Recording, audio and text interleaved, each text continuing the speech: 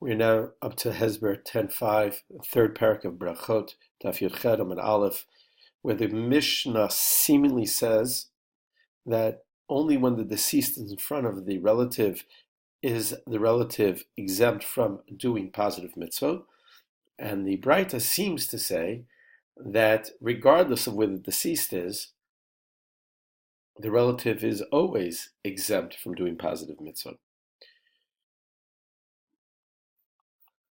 The Gemara says, Kitane mihas.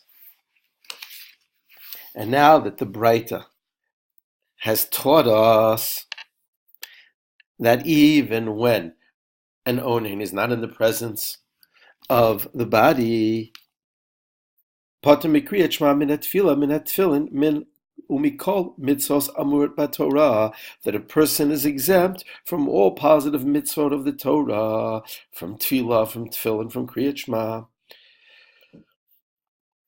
So this seems to contradict our Mishnah, who seems to say that it's only meso muto lefanav, only when the mace is in front of you are you exempt.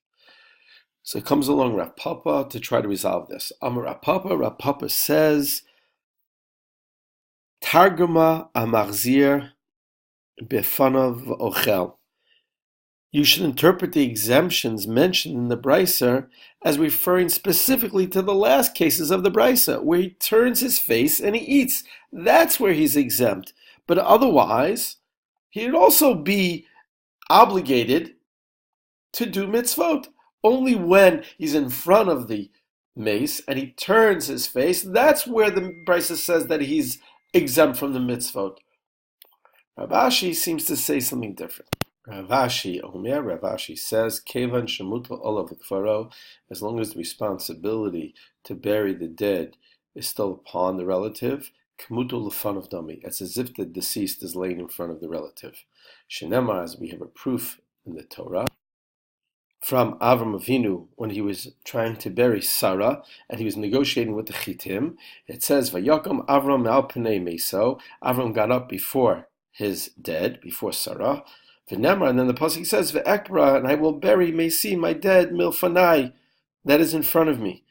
So Abraham is describing Sarah. He left Sarah to negotiate with the Chitim, but he describes Sarah as if she's in front of him. He got up before his dead and says, "Now I have to get up to bury my dead that's before me."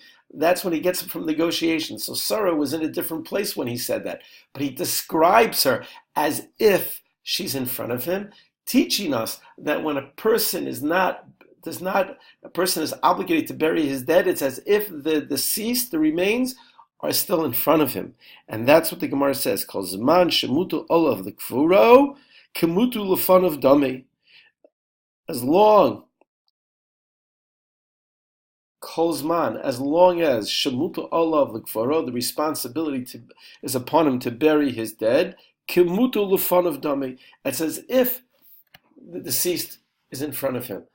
So when our Mishnah talked about shemesa mutu l'fanav, it wasn't talking literally that the dead was in front of him, but figuratively that as long as the remains have not been properly buried, it's considered like the mace is in front of the relative, and they are exempt from any positive mitzvot on the Torah, except on Shabbos. We said that on Shabbos a person can be counted in a minyan and a mezumin because that's a public display, and the public display of mourning is not appropriate.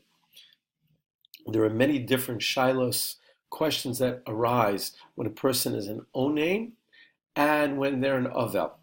We'll learn later that an avel is someone is after the burial. They go from onain to avel, and we'll learn more about that later in class.